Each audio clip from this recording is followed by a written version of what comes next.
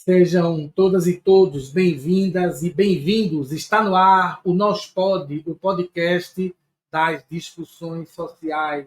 Nós gostaríamos de começar o nosso encontro de hoje agradecendo a todas e todos vocês que já estão lá inscritos no nosso canal do YouTube e já estão nos seguindo também no Spotify e no Instagram. É um prazer poder estarmos sempre juntas e juntos discutindo temas da atualidade e trazendo as discussões sociais à baila. Hoje, nós estamos aqui recebendo Júlia Poletini. Júlia é advogada, professora e pesquisadora da temática de gênero e direitos humanos, mestre em gênero, violência e conflito pela Universidade de Sussex, na Inglaterra. E é um grande prazer podermos estarmos juntas e juntos aqui no nosso canal, no NosPod, o podcast das discussões sociais. Seja bem-vinda, Júlia. É um prazer ter você aqui conosco. Pode dar boa noite aí para o nosso público e seja bem-vinda. É um prazer receber você. Muito obrigada, Alexandre. Muito obrigada, a toda a nossa audiência, ao nosso público.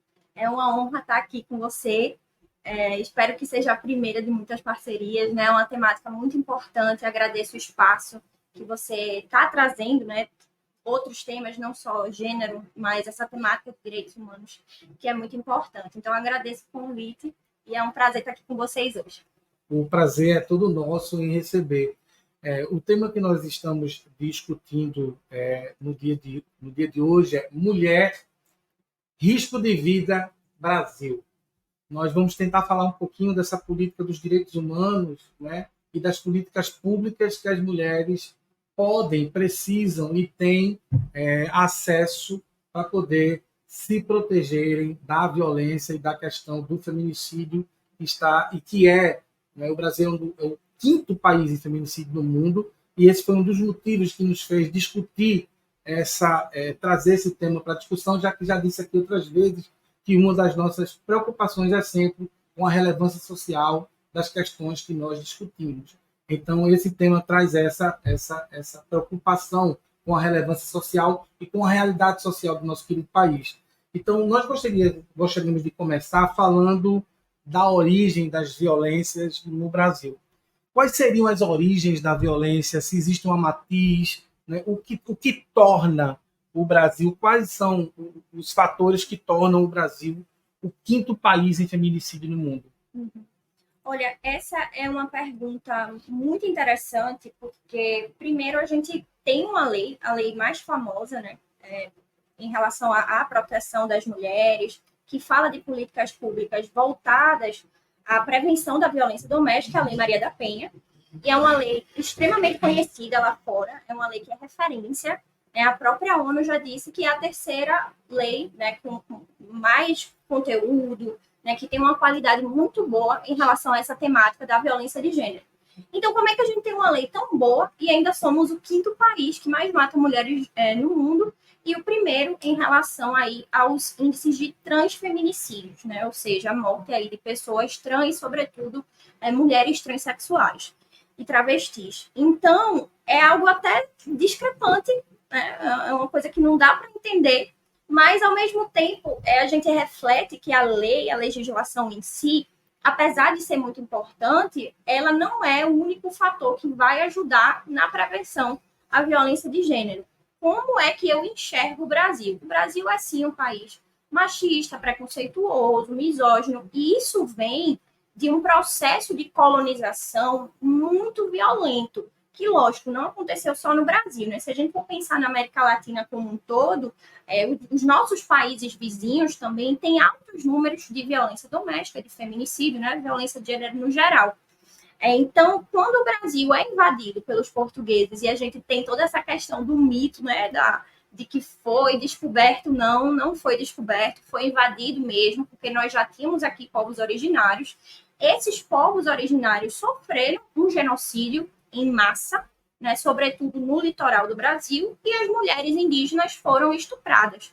Não só as mulheres indígenas, em um primeiro momento as mulheres indígenas e depois as mulheres africanas que chegaram até aqui e também passaram aí por estupros sistemáticos que foram acontecendo ao longo dos anos e sempre aquela predominância do homem, né, de como o chefe de família, e aí a gente tem todo aquele modelo colonial de família, né, ali tá o chefe, que é o homem, tem a mulher que está em casa cuidando das crianças, enfim, então esse modelo até hoje ele ainda tem uma força muito grande, até nos nossos discursos.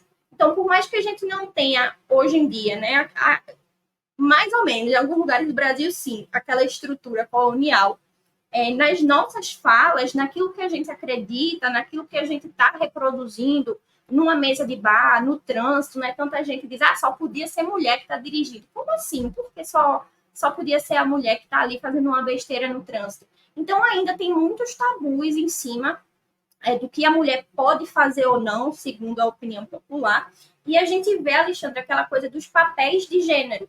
Então, as mulheres, a sociedade vê as mulheres como um formato de, olha, você vai ter que ser uma boa cozinheira, você tem que querer ter filhos, você vai ser uma boa mãe, você tem que cuidar do seu marido, deixar a casa limpa para ele, você tem que ser submissa. Então, assim, tem ainda uma série de coisas que a gente tem que ir aos poucos quebrando em nós, porque são raízes culturais muito fortes e não é fácil. Né? Porque a gente cresce com essas ideias, acaba se acostumando, acaba colocando isso em prática. Acho que você também já ouviu e viu muita coisa. Você falar isso é importante, porque o que a Júlia acaba falando para a gente é que é um processo de naturalização na estrutura social que é machista e patriarcal. Então, isso tem uma coisa de definição de papéis, né, nessa esfera. No censo 2010, a gente já viu que tinha vários arranjos familiares que não contemplam apenas aquilo que se chama hoje de família tradicional brasileira, né? A família tradicional. E esses arranjos eles são ignorados por uma parte muito grande da população, a ponto no censo 2010, eu ainda não li o censo 2022, 2023, né? Mas havia, por exemplo, uma ênfase muito grande na percepção de que existiam 54 mil famílias LGBTs naquela época. Isso no censo 2010. E que crescia também, por exemplo, um arranjo familiar que o IBGE pensava em colocar também à disposição, que era o arranjo familiar poliafetivo, que é outra coisa também que está... A gente está discutindo aqui a questão, né, do feminicídio. Tu imagina você produzir a discussão sobre a poliafetividade, como seria extremamente difícil e extremamente polêmico. Mas aí você colocou que deve trazer alguns recortes sociais para essa pergunta. Quando a gente fala do machismo, né, do que o machismo mata, e a gente podia, antes de entrar na segunda pergunta, falar um pouquinho sobre a questão dos tipos de violência. Eu acho que é bacana a gente falar nisso, até depois a gente vai poder validar isso a partir da segunda pergunta. Mas porque a gente fala da violência física e da violência da morte, né, como feminicídio.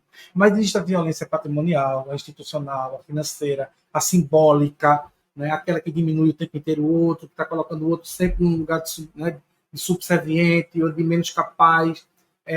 Isso está tipificado hoje como violência e também, eu sei que a gente vai falar sobre isso quando a gente for falar exatamente da Maria da Penha, mas eu acho que contempla esse universo social machista, patriarcal que você começou falando. Isso está tipificado na lei? A Lei Maria da Penha, ela já começa falando em 5 tipos de violência. Então, a gente teria a violência física, moral, patrimonial, sexual, né, e psicológica. Então, são 5 tipos que estão ali na Lei Maria da Penha. Lógico que, por exemplo, recentemente, não tão recentemente assim, mas há 2 anos, eu fiz um trabalho sobre violência psicológica contra a mulher, porque a Lei Maria da Penha só fala, mas não explica muito, por exemplo, o que seria a violência psicológica, o que seria a violência patrimonial.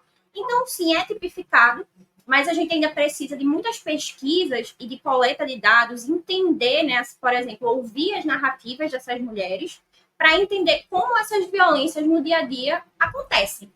E aí a lei crua, né, o dispositivo legal, traz esses 5 tipos, mas é lógico que a gente pode pensar em vários outros. Então, por exemplo, hoje a gente fala da violência política contra as mulheres, que é uma violência que não está ali expressa na Lei Maria da Penha, mas a gente já está falando sobre isso, tem projeto de lei. Então, assim, quanto mais a gente estuda e se aprofunda, mais a gente vê que tem muita coisa para mudar e que a gente tem que refletir sobre vários temas. A Lei Maria da Penha é uma lei de 2006, né? A gente vai falar dela, mas é uma lei, assim, muito boa, porém que ela precisa ser sempre revista. E mais ainda, a gente tem que entender quem está aplicando essa lei e outras, né? Outras leis envolvendo gênero. Mas falando da Lei Maria da Penha, eu fiz uma pesquisa aí em 2017 em algumas varas de violência doméstica, conversando com magistrados e magistradas. E a grande maioria, isso foi inclusive foi uma pesquisa financiada pelo CNJ, então esse material está disponível no próprio site do CNJ, foi uma pesquisa nacional bem grande, enfim, que mobilizou aí muitos pesquisadores e pesquisadoras. E nessa pesquisa a gente viu que quem está ali aplicando a Lei Maria da Penha sequer tem uma especialização ou um curso preparatório que seja em gênero. Então são pessoas que estão aplicando uma lei que fala de gênero, e assim, fala de gênero, tem várias nuances, né, dentro desse âmbito, que não sabem nem diferenciar. Poxa, o que é gênero, sexo, né, sexualidade, não sabe. Interessante você falar sobre isso, porque eu vou falar da segunda pergunta. Eu acho que ela contempla essa questão da diversidade com relação à sociedade, que é um advogado pesquisadora, né, de gênero, direitos humanos e tal. Como você viu, como tu compreende a necessidade do STF ter que emitir parecer sobre crime de honra? Porque eu acho que isso denota exatamente o universo que a gente vive. Porque eu acho que o aparelhamento público para viver a política pública. Porque assim, você cria política, mas se você não aparelha o recurso humano para que ele compreenda do que se trata a política pública e o direito, os próprios acolhedores da vítima da violência, eles não vão atuar da maneira coerente. Eu via muita reclamação de mulheres que eram vítimas de violência e que eram atendidas por homens quando chegavam na delegacia. Então, esse fato do STF ter que emitir parecer sobre crime de honra, o fato das delegacias da mulher ainda ter um quantitativo masculino muito grande, muitas vezes enebriados por machismo, com dificuldade de tipificar o crime, por fazer pergunta tipo, foi estuprado, mas que roupa você estava? Eu vi isso, né, em algumas coisas que li para a gente poder conversar. Isso é aterrorizante, né? Que roupa você estava, onde você estava, por que você estava só esse horário. Quer dizer, você está tentando culpabilizar a vítima. Me fala um pouquinho dessas duas coisas, se elas estão bem brincadas, estão bem ligadas uma com a outra. Perfeito. Olha, eu ainda trabalho de forma voluntária, atendendo mulheres em situação de violência doméstica que querem algum tipo de ajuda mesmo. Olha, como é que eu posso agir? Eu vou para a delegacia, eu vou para um centro de referência, muitas nem sabem o que é um centro de referência. E aí eu explico, olha, no centro de referência você vai ter um acolhimento aí multidisciplinar. Onde é que você mora? Qual é o bairro? Vamos ver qual é o centro de referência mais perto. Então, eu já venho fazendo isso há um tempo e ouvi muitas histórias. Tanto é que eu tenho aí um compilado de histórias. Um dia essas histórias vão sair. Porque você, ouvindo, né, lendo, que seja a narrativa dessas mulheres, você entende um pouquinho do que elas passam. E, por exemplo, uma história que eu tenho de uma pessoa aqui de Pernambuco, enfim, que foi num lugar, numa cidade X, em uma vara específica, né, uma vara especializada, uma vara da mulher, e ela chegou lá falando, olha, eu não sei o que fazer, eu preciso de ajuda, aconteceu isso, isso e isso. E aí tinha um policial nessa vara que conhecia ela, conhecia o marido dela, e assim que ela saiu, ele ligou pro marido dela e disse, olha, tua esposa estava aqui, então fica de olho. E assim que ela chegou em casa, aquele marido que já era abusivo, perguntou, né, ó, o que é que você está fazendo? Você foi me denunciar? Então, assim, criou uma confusão mesmo dentro de casa. Ela podia ter sido morta por isso, por uma irresponsabilidade de um servidor público que estava ali, né, que deveria estar ali para proteger, para fazer um acolhimento, e não é o que a gente vê, né? Então tem muitas cidades que não tem delegacias especializadas, nem várias especializadas ainda. Veja só, a Lei Maria da Penha 2006, que já traz essa necessidade, né, de implementação. E aí um dia eu estava, nossa, na verdade faz um tempo, eu estava numa palestra numa universidade falando sobre violência de gênero, e uma pessoa me perguntou por que a gente não tem uma lei específica para o homem. E aí, muita gente brinca, né? Lei João da Penha. E diz assim, porque não tem uma delegacia especializada também para o homem que sofre violência doméstica, né? Para o homem que sofre aí abusos. E eu digo sempre, olha, tem mulheres abusivas, sim. Tem homens abusivos, sim. Porque as pessoas, elas são complexas e reproduzem diversas violências.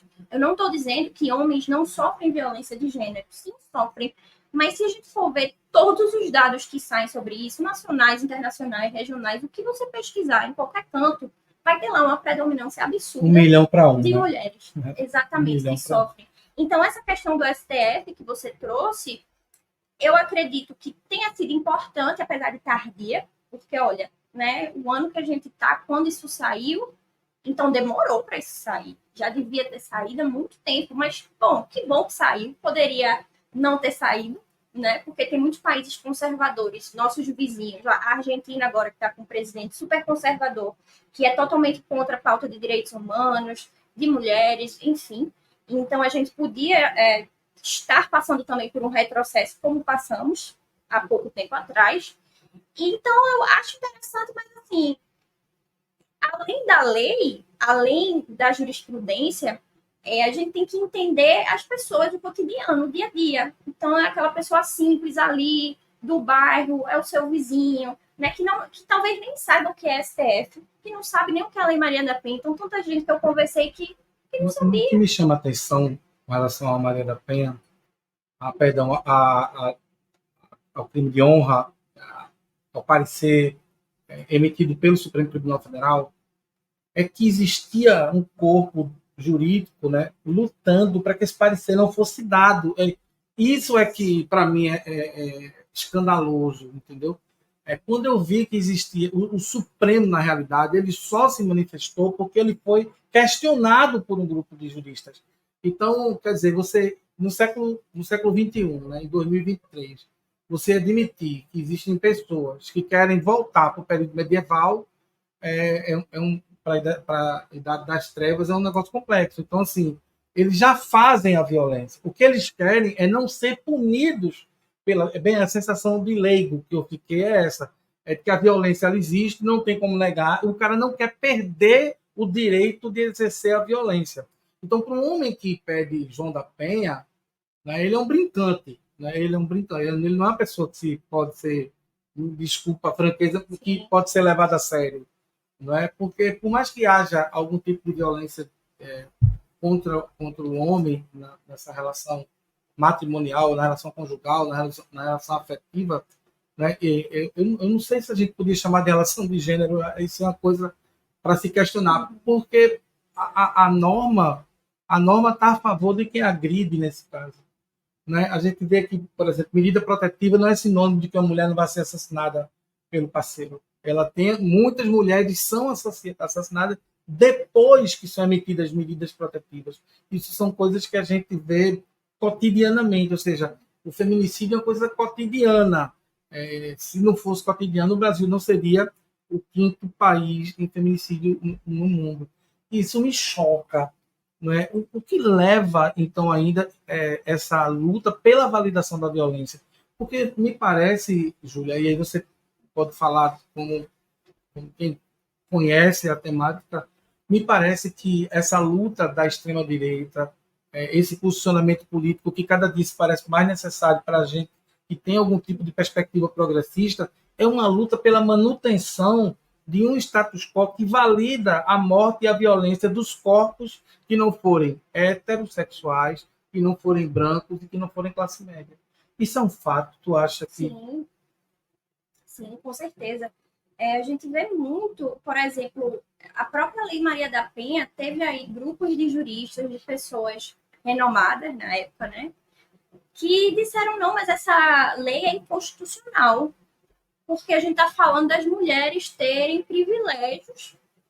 E assim, teve, inclusive, também um julgamento do STF em relação a isso, de dizer, não, é uma lei constitucional, sim, porque a nossa Constituição, né, de 1988, ela fala de uma igualdade, mas uma igualdade substancial, que seria a proteção daquelas pessoas que, por algum motivo, são vulneráveis. Vulneráveis não porque elas querem, porque muita gente diz assim, Júlia, mas tu não acha não que isso é vitimismo? Não, não é vitimismo. A gente está vivenciando aqui uma violência que ela é estrutural e que, por isso, as mulheres têm um tratamento diferente. Se eu pudesse falar aqui, Alexandre, eu diria, poxa, eu não queria que existisse Lei Maria da Penha, porque eu não queria que a gente tivesse o problema da violência de gênero. Se a gente não tivesse esse problema da violência de gênero, seria, assim, incrível, porque a gente não ia precisar dessas discussões, a gente não ia precisar dessas leis, de uma delegacia especializada, de uma vara especializada, né, uma vara de violência doméstica. Mas se a gente tem, é porque nós precisamos, porque é necessário, né, já que os casos são inúmeros. E eu vi isso na prática. E outra coisa, quando a gente fala de violência doméstica, temos aí o que falamos aí na doutrina de cifras ocultas ou invisíveis. Então, muitas pessoas não denunciam, muitas pessoas nem falam que passam por violência doméstica. O que nós temos de número é aquilo que consegue chegar, digamos, até um centro de referência, uma delegacia, ao Ligue 180, né, que é o canal nacional aí de denúncias do 180, para quem não conhece. Mas e quem está em casa calado, quem tem vergonha, e quem tem medo, e quem não tem acesso a, por exemplo, um celular, a internet? Porque quando nós falamos de violência de gênero, ainda que eu tenha as minhas vulnerabilidades, as minhas vulnerabilidades por ser mulher, eu tenho muitos privilégios, por exemplo, de classe e de cor. Então, tem mulheres que estão mais suscetíveis à violência de gênero. São as mulheres ribeirinhas, são as mulheres em situação de drogadição, as mulheres em situação de rua. Então, assim, nós temos muitas nuances, né? Temos tipos de vulnerabilidade. Então, isso é bem complexo. Muito. Tem muita coisa para a gente falar. Acho que você vai falando e vai abrindo caminhos para a gente levar a discussão para caminhar. Para a gente poder caminhar com a discussão. Mas veja só. Tem mulher, você fala que tem mulheres mais suscetíveis. Assim, a mulher preta está muito mais suscetível à violência doméstica, né, à violência de gênero do que a mulher branca. Os números são muito maiores com relação à mulher preta do que a mulher branca. Mas existe também um recorte econômico com relação à violência de gênero, embora a violência de gênero não é um atributo particular. Eu vejo muito falar da questão da periferia, né? Mas a violência de gênero não é uma coisa vinculada apenas à periferia. Sim, ela existe também na periferia, mas isso não é um fator isolado. Eu não sei dizer quantitativo, mas é porque às vezes as pessoas querem tornar alguns crimes que é da cor e que é da classe a determinados crimes, como se homem branco não matasse mulher branca, sim, ou matasse mulher preta, ou se as pessoas de classe média também não fossem pessoas violentas. E isso não é a verdade. O que acontece é que a mulher preta e a mulher periférica ela vai ter menos acesso às leis e direitos do que uma mulher branca, classe média e que tem instrução. E a importância também da questão de se falar sobre o tema para que as pessoas conheçam os direitos que ela tem. Então, a mulher precisa saber o que é que ela precisa, onde ela precisa procurar. Aí eu queria te fazer uma pergunta antes de começar a terceira, que me veio agora, que é a influência da religião no processo da violência, que parece que não tem nada a ver, mas o recorte é muito grande, né? Cerca de 69% das mulheres vítimas de violência, elas são pessoas religiosas, vinculadas a algum tipo de religião, ou o marido e uma parte significativa desses maridos pregam a subserviência. Qual a influência disso no processo da construção? Isso é mito, é fato? Tem pesquisa que comprova que existe verdadeiramente um índice muito grande de mulheres violentadas, né, pessoas vinculadas à religião? Nessa mesma pesquisa do CNJ que eu te falei, que é uma pesquisa realmente bem grande, e está lá disponível no portal do CNJ para quem quiser ver. O nome da pesquisa é Entre Práticas Retributivas e Restaurativas: a Lei Maria da Penha e os Avanços e Desafios do Poder Judiciário. E aí foi uma pesquisa em, se eu não me engano, 10 capitais do Brasil, inclusive aqui em Recife.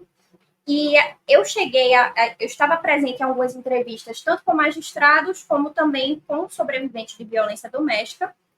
E uma dessas pessoas que eu conversei era uma senhora cega, e ela tinha ficado cega por conta das violências que ela sofreu. Então, ela acabou perdendo a visão, ela enxergava muito mal com um olho, e o outro ela já não enxergava mais. Eu estava na mesma sala que essa senhora, fazendo as entrevistas, né? Enfim, com outros pesquisadores também. E ela falou que ela tinha que ser, como é que ela dizia, que tinha que ter fé em Deus, que a situação dela ia melhorar, por isso que ela demorou tanto para aceitar sair daquele relacionamento abusivo. Ela não chegou a falar qual era a religião, mas pelo que ela estava dizendo, deu para sentir que seria uma religião assim um pouco mais tradicional, talvez, em certos valores. E ela dizia assim, não, mas é porque eu sou uma mulher de fé e eu tenho que suportar isso, eu tenho que aguentar pela minha família, tenho que aguentar pelos meus filhos.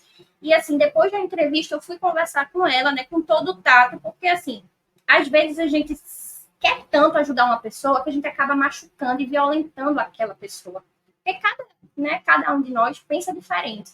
E eu tenho sempre muito cuidado quando eu vou ouvir e aí eu estou sempre ali ouvindo, acho que a escuta é importante. E eu disse, olha, a senhora não tem que ficar nesse relacionamento. A senhora pode se libertar disso. Use a sua religião como força para a senhora ser feliz. E aí ela, não, né? Assim, já estava muito fraquinha, né? Muito cansada, mas a gente vê, e essa pesquisa me mostrou que a religião tem sim um impacto, por vezes negativo, eu diria mais negativo do que positivo, infelizmente, porque a mulher ela se sente assim culpada e ela se coloca numa posição de submissão muito grande em relação a valores tradicionais, né? Mais conservadores, tradicionais conservadores, nesse sentido. E eu já vi muitas, atendi inclusive uma menina, quantos anos ela tinha? 14 anos, então uma adolescente, que veio falar comigo dizendo que era de uma igreja, não era nem daqui de Pernambuco, mas de São Paulo, eu acho, ali daquela região sudeste. E ela disse que o pastor ficava mandando da igreja que ela frequentava, uma igreja aí também não sei qual, ficava mandando mensagem para ela pedindo nudes, pedindo para se encontrar com ela, e que ela já entendia que não, assim, que aquilo era errado e que ela não respondia, mas que ela tinha muita vergonha de falar para a família e ela não falava para ninguém, a mãe dela não sabia, as amigas da igreja não sabiam. E ela me falava porque ela dizia assim que eu era uma pessoa, digamos, neutra, imparcial, que estava ali ouvindo, que ela podia pelo menos desabafar. Então, muitas vezes o que essas pessoas querem também é só uma escuta. Elas não querem nem denunciar, elas têm vergonha e o processo judiciário é complicado, é lento. A gente tem que entender que demora mesmo.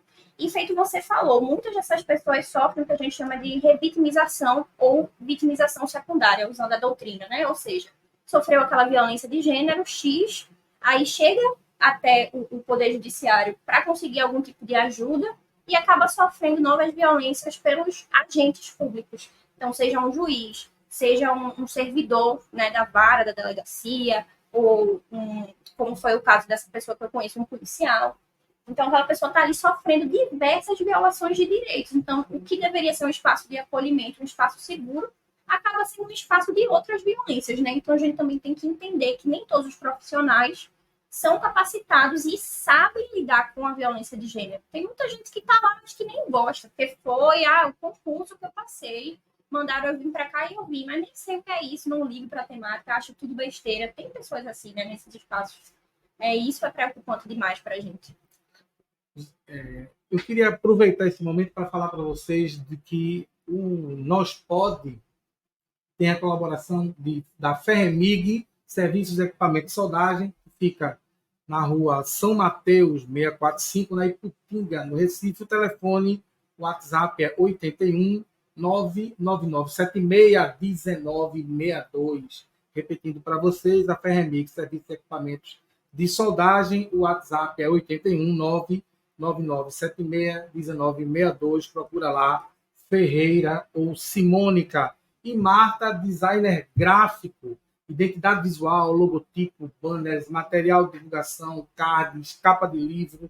O contato de Marta, coloca aí, é 85 98843 7109. Fica ligadinho aí no código de área, que é 85 98843 7109, que é Marta, designer gráfico. Então, falamos aqui da Ferremig, Serviço de Equipamento de Soldagem, e também da nossa querida Marta, designer gráfico, que está sempre conosco.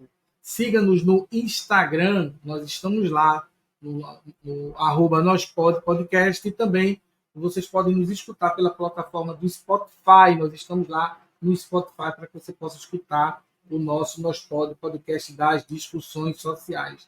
inscreve lá no nosso canal do YouTube.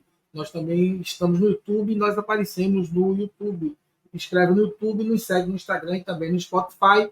E saiba que os episódios do Nós Pod vai ao ar toda quinta-feira às 20 horas.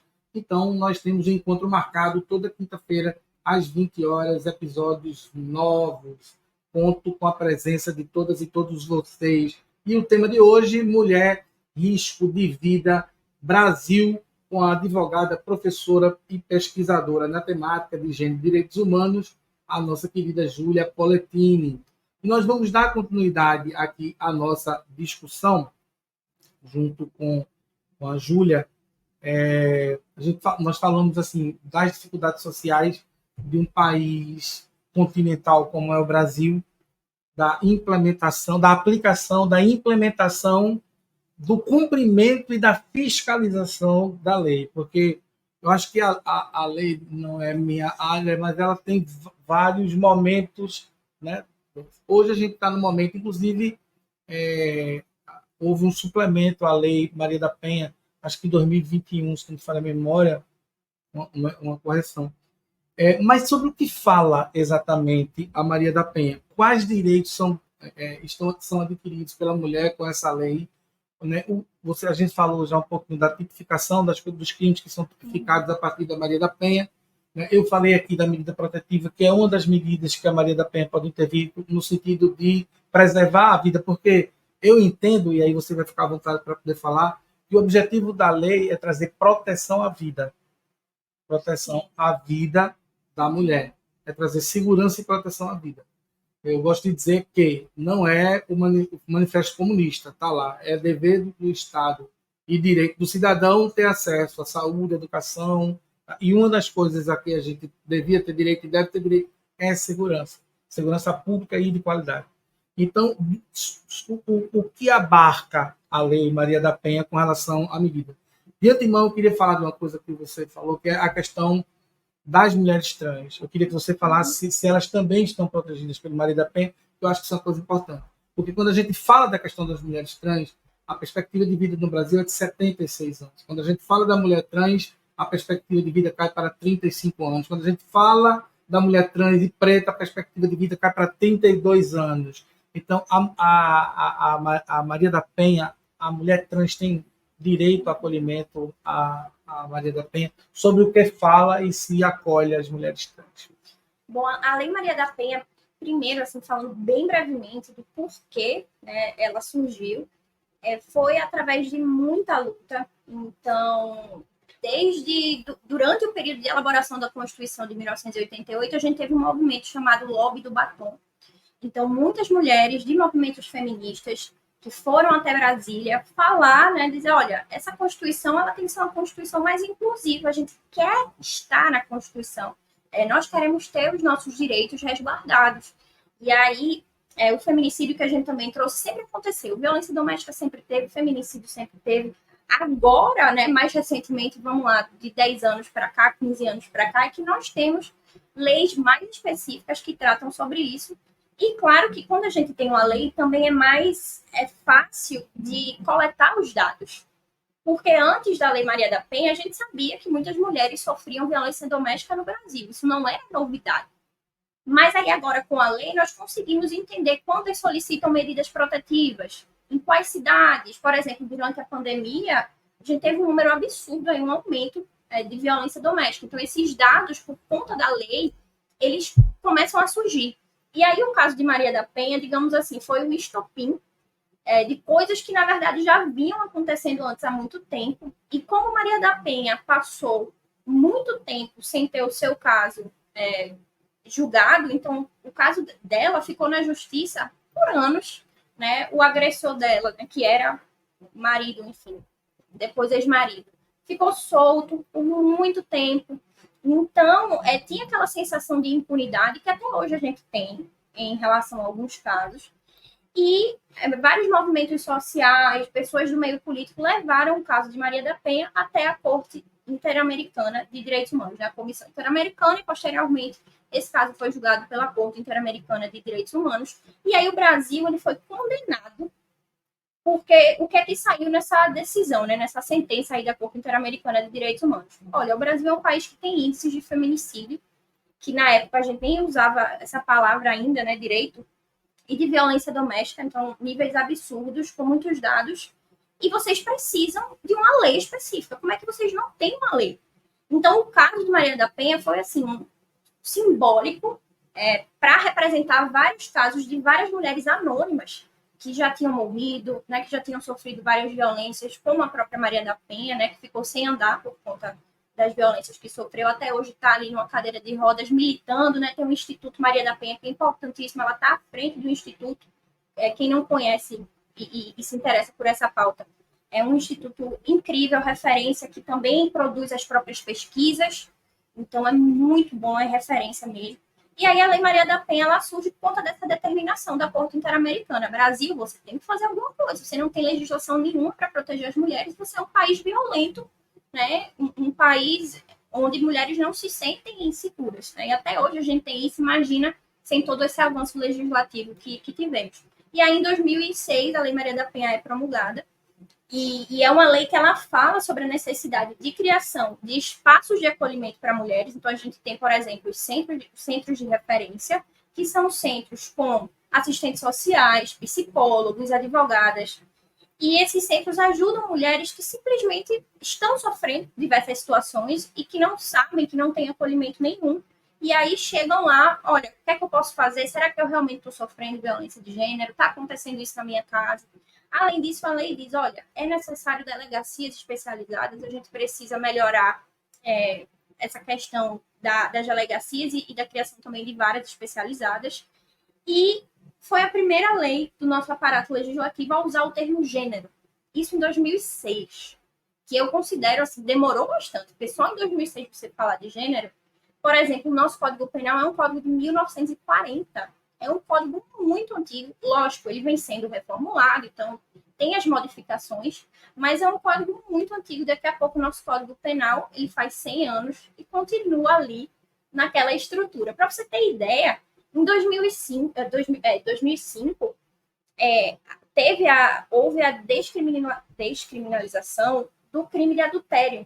Porque adultério era crime, para quem não sabe. Só que só as mulheres... pela mulher. Exatamente. Só as mulheres eram condenadas por esse crime, como se os homens não praticassem adultério.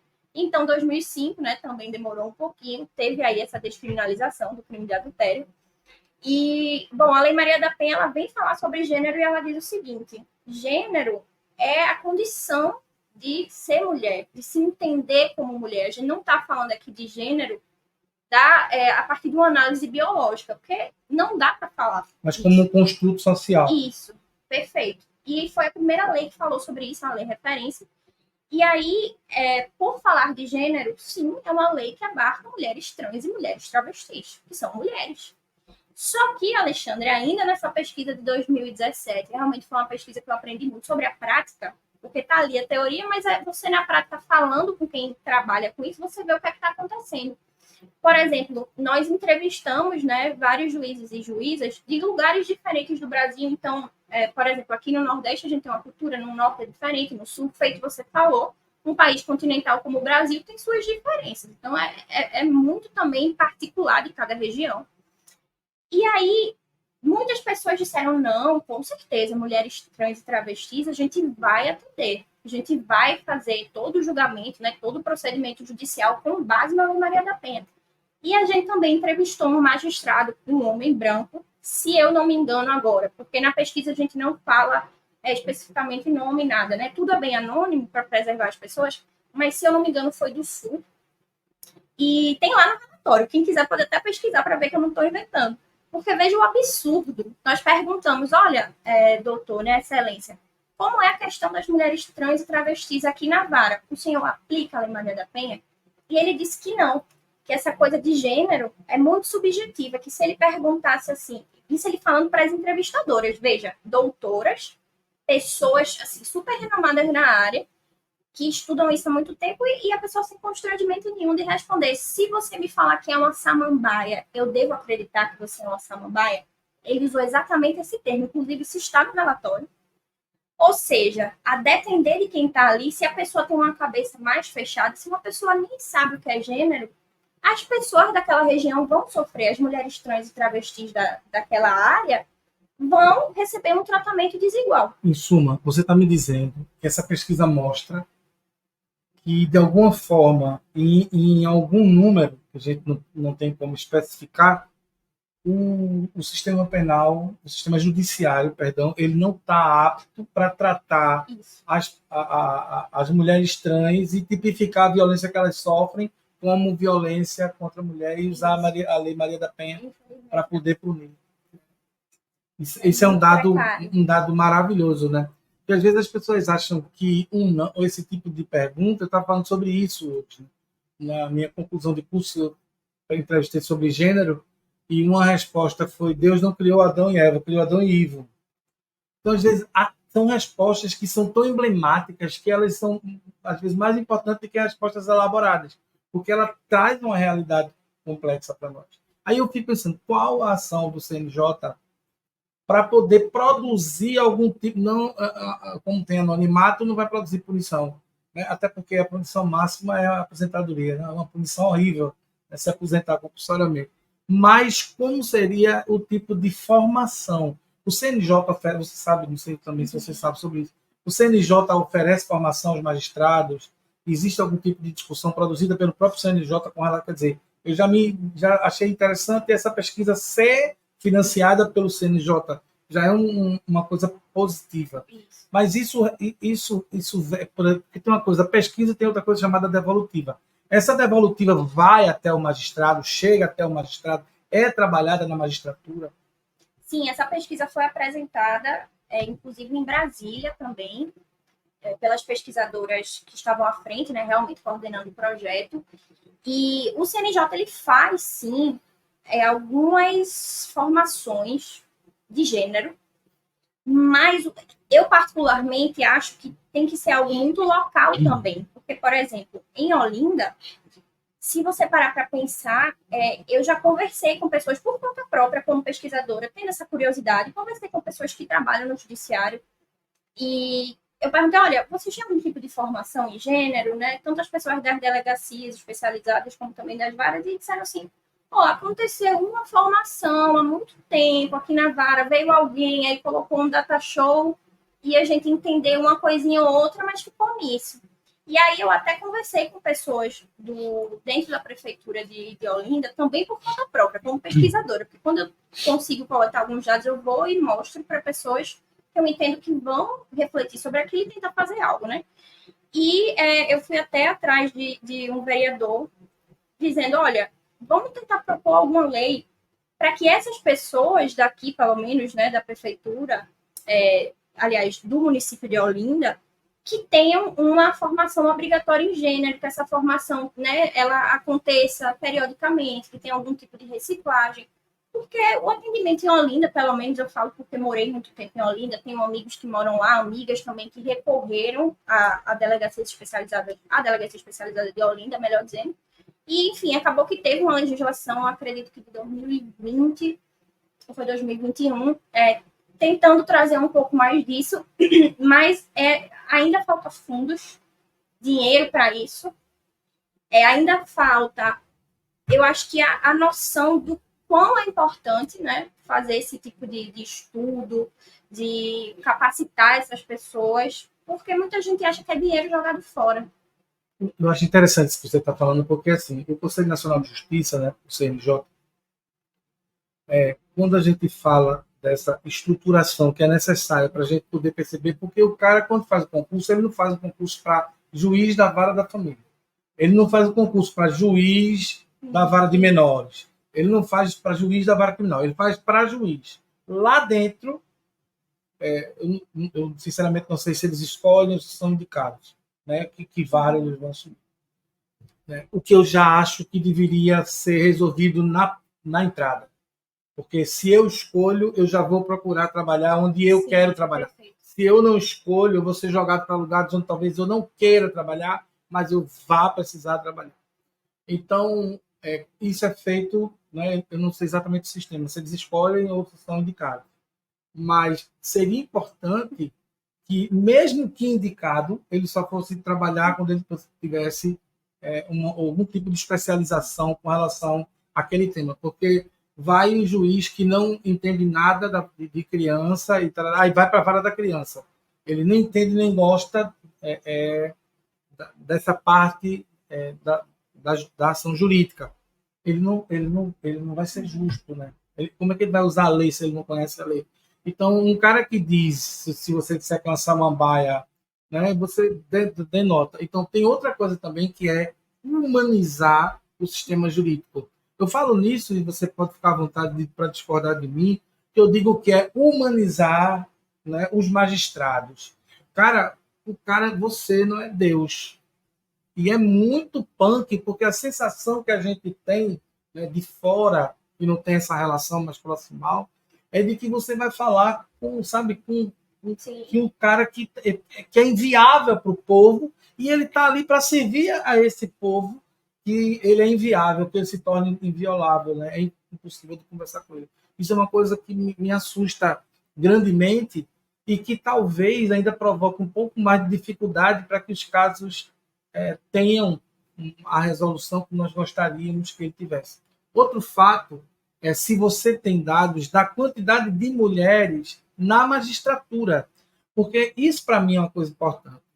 Por exemplo, quando a gente fala, né, e eu quero trazer alguma política aqui, né, para a gente falar uma mulher, porque eu quero que ela fale como é a vida dela na Câmara.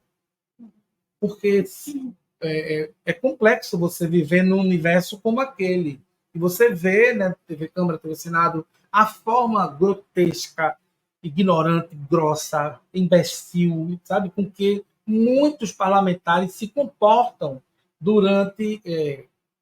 Então, se você tem na vara da mulher, não é? Ela vai. Talvez seja mais fácil, talvez isso é um mito. O que é que você acha para a gente começar aí nos encaminhando para o encerramento da nossa discussão e fazer a nossa próxima pergunta? Mas faz algum sentido nisso que eu coloquei? Tu acha que não faria diferença? Nossa, faz muito, porque, por exemplo, quando eu falei do lobby do batom, né, que foi um movimento de mulheres da sociedade civil, de ONGs, de vários lugares do Brasil, querendo movimentar o processo da Constituinte, ou seja, né, da elaboração da Constituição de 1988, para ter um olhar para as mulheres e para as questões sociais que envolvem as mulheres, isso modificou tudo. Então, por exemplo, um tempo depois, a gente tem a criação do Ministério das Mulheres, que a gente não tinha antes. Porque qual era, né, durante aí, digamos, nesse pós-república que o Brasil teve, qual era a preocupação? Ah, não, república, café com leite, né, dinheiro, fazenda. Então, a gente está falando de agricultura. Então, vamos ter um Ministério da Agricultura, disso, daquilo. E as mulheres, elas eram totalmente irrelevantes, elas não podiam nem votar, né? O processo de voto aqui no Brasil, eu não me recordo exatamente o ano, mas demorou muito para as mulheres votarem. E, geralmente, elas tinham que seguir também que o marido, a família ali, geralmente aquele mesmo posicionamento político, aí dela se discordasse. Se hoje em dia temos uma polarização muito grande, imagine antigamente, né? Porque essas discussões eram muito silenciadas. Então, ter mulheres propondo leis, mulheres que estão ali. Lógico que temos muitas mulheres conservadoras que falam absurdos no Congresso, assim, que, meu Deus, temos sim muitas mulheres conservadoras, mas temos muitas mulheres propondo leis importantes. Então, por exemplo, a gente tem agora uma lei bem recente, de dezembro do ano passado, o protocolo Não é Não, que foi de autoria de Maria do Rosário. Então, é uma mulher que está ali propondo. A própria Lei Maria da Penha, muitos parlamentares movimentaram para que fosse uma lei logo desenvolvida e promulgada, enfim.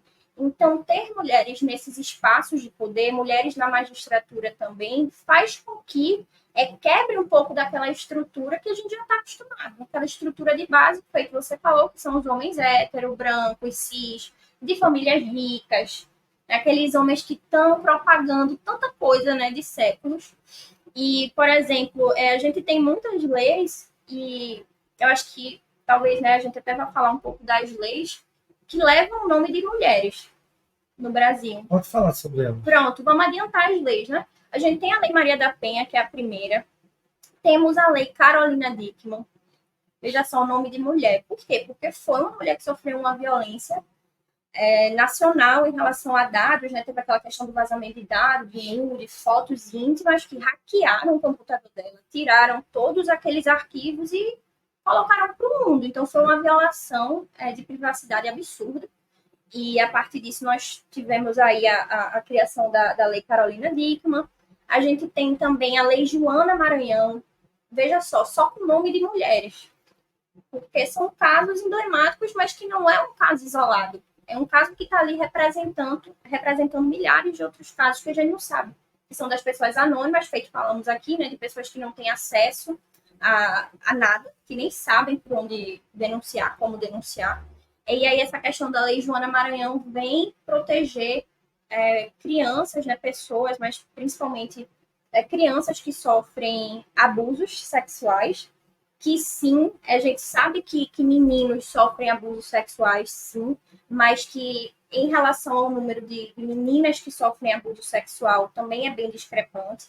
Então, é uma lei que vem aumentar a prescrição, né? Então, aumenta para 20 anos de prescrição, né? Um tempo de 20 anos a partir do momento que aquela vítima completa 18 anos. E aí, completou 18 anos, vai ter 20 anos para denunciar se quiser. Porque é uma escolha, eu sempre digo Quer dizer, completa 20 depois que ela completa 18. Isso. Oh, que maravilha. Porque no caso de Joana, ela não pôde, né, seguir aí, porque teve a questão da prescrição, já que ela era menor de idade, a família não quis se envolver, ou não sabia direito o que estava acontecendo com ela, e acabou que passou o tempo e ela foi perdendo aí o direito a essa denúncia. E por conta disso, o que é que foi entendido? Que as crianças elas são mais vulneráveis, elas não entendem muitas vezes o que está acontecendo, ou a família não quer denunciar porque é um pastor, porque é um amigo, porque é um vizinho, porque é um familiar, porque, enfim. A gente sabe que esses abusos sexuais eles acontecem muito no ambiente doméstico. E aí, por isso que tem essa lei Joana Maranhão. A gente tem a lei Mariana Ferrer, também, de 2021. Aquele caso de Mariana Ferrer, que foi abusada sexualmente em Santa Catarina, em um show. E aí ela foi para essa festa, foi dopada, abusada sexualmente, tem vídeo, tem tudo, mas acabou que o agressor dela, ele tá totalmente impune, porque é um homem de poder, rico, e durante o julgamento, né, em uma das audiências, ela recebeu perguntas do advogado do réu, né, no caso, o advogado desse agressor, no sentido, assim, de saber da vida sexual dela, de saber da roupa que ela estava usando, aquilo que você trouxe também, né? De saber, mas seu comportamento na festa. Culpabilizar a vítima. Culpabilizando demais. Então, ela sofreu uma violência psicológica muito grande, aquilo desestabilizou muito ela. E Mariana Ferrer, mais uma vez, né? Um nome aí de uma mulher que representa milhares.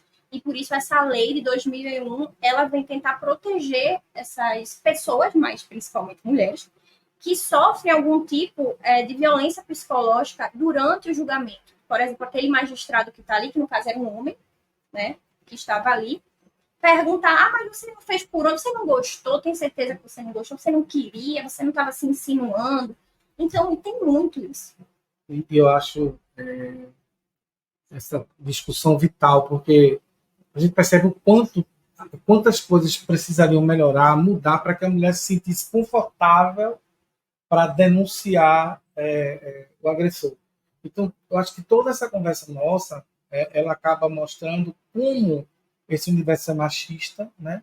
E como deve ser difícil para uma mulher vítima de violência procurar seus próprios direitos. É importante, então, que a gente parta para o nosso encerramento, você deixando aqui telefones que são importantes as mulheres conhecerem.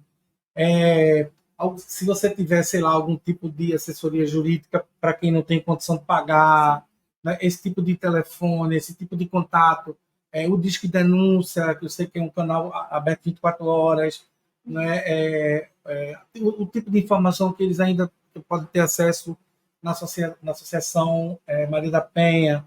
Eu acho que para a gente encerrar, esses dados são bem importantes para ficar gravado aqui os canais que eles podem buscar de direitos. Perfeito. Olha, o número que a gente indica, que é específico para isso, é o 180, é o Ligue 180, né, que é o Disque Mulher. é só ligar, e tem pessoas que são especialistas nisso, nesse acolhimento. É o específico, é o canal para denúncia, tanto de você que está sofrendo a violência, como também se você conhece alguém, e você vê que aquela pessoa está num relacionamento abusivo, ou que está até em situação de cárcere privado. Tem muitas mulheres que estão nisso, né? Conheci muitas mulheres que não tinham acesso nem ao RG, para você ter noção. Então, o companheiro ia lá, pegava a chave do carro, pegava RG, passaporte, e a pessoa não podia nem sair de casa. Eu ouvi muito isso. A gente pensa que é coisa de filme, né, de novela. Não, é realidade, é cotidiano de muitas pessoas. Então, se você conhece alguém que está num relacionamento abusivo, também você quer fazer essa denúncia, é anônimo, é um canal anônimo. Você pode ligar 180, né, você liga do seu telefone. Tem também o nosso Ministério dos Direitos Humanos, tem um observatório, que é eu não sei agora, mas é um número, é via WhatsApp, que você coloca lá no site do Ministério dos Direitos Humanos, e ele vai direcionar para um número de WhatsApp. Você pode também fazer essa denúncia. Se você não tem condições, né, de ingressar com um advogado privado, por exemplo, você quer fazer essa denúncia, tem a Defensoria Pública, e aí a Defensoria Pública vai ser da sua região, né? E aí você vê qual é a mais perto da sua casa para você ir, que aí os defensores vão ajudar. Se você não sabe ainda se quer denunciar, se você só quer um acolhimento jurídico gratuito, psicológico, quer falar com algum assistente social, você pode ir até os centros de referência. Aqui em Recife a gente tem um Clarice Lispector, por exemplo, que é maravilhoso, realmente. E, bom, eu também posso deixar minhas redes sociais para quem quiser tirar uma dúvida, né? Você pode ir lá no Instagram, @JuliaColetini, e aí se eu puder ajudar, fazer algum direcionamento, também trazer alguma ajuda, algum auxílio, estou à disposição. Nós estamos chegando ao fim do nosso trabalho. Eu queria te perguntar, o nosso encontro em uma única frase. Olha, eu estava pensando aqui, né, como eu me sinto falando sobre isso. Porque eu comecei a estudar e falar sobre violência de gênero, porque eu vi muitas pessoas da minha família e amigas sofrerem isso. Eu também cheguei a sofrer em alguns níveis. E hoje eu entendo que é uma luta também, é como se fosse uma reação minha, tudo que eu vi e vivi. E aí eu estava pensando, poxa, para mim eu acho que uma frase seria pela liberdade de sermos quem somos. Duas considerações finais. Acho que a gente tem que continuar lutando, a gente tem que continuar fazendo a nossa parte, né? Se a gente está vendo uma pessoa sofrendo essa violência, né? Essas violências que são várias, que a gente possa ouvir, sobretudo, ouvir. A escuta é muito importante, e que a gente reveja e repense nossos próprios atos. Porque eu, por exemplo, às vezes sou machista. Mesmo estudando isso, todos Você nós reproduz somos, machismo. a gente acaba reproduzindo, e aí você tem que ter a noção, o senso crítico de dizer, olha, isso não é legal, não vou mais fazer isso, eu vou policiar o que eu digo, o que eu escrevo, como eu trato as pessoas. Então, acho muito importante que a gente coloque a responsabilidade não só no STF e em quem está ali, né, um juiz, um magistrado, um político que seja, mas em nós, porque assim a gente começa a mudar a base, né, e aí a gente vai mudando tudo ao nosso redor. Acho muito importante. Queria te agradecer pela participação, fazer aqui as nossas considerações, né? Agradecer a Ferremix, Serviço de Equipamento de Soldagem, que fica lá na rua São Mateus, 645, na Iputinga. O WhatsApp da Ferremix, você procura lá, Simone com Ferreira, é 81 99976 1962.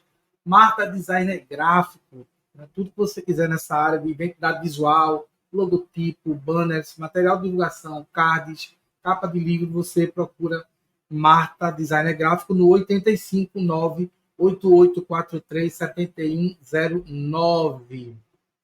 E você pode se inscrever no nosso canal do YouTube e nos seguir lá no Instagram e também no Spotify, onde nós estamos colocando toda quinta-feira às 20 horas os nossos novos episódios. Quero dizer para vocês que esse podcast é produzido e também tem a assessoria do nosso querido Ian Luca, que está sempre conosco aqui, fazendo assessoria aí à produção do nosso canal. Eu sou Alexandre Júnior, está chegando ao fim mais um episódio do Nós Pode, o podcast das discussões sociais. Até o nosso próximo encontro. Obrigada.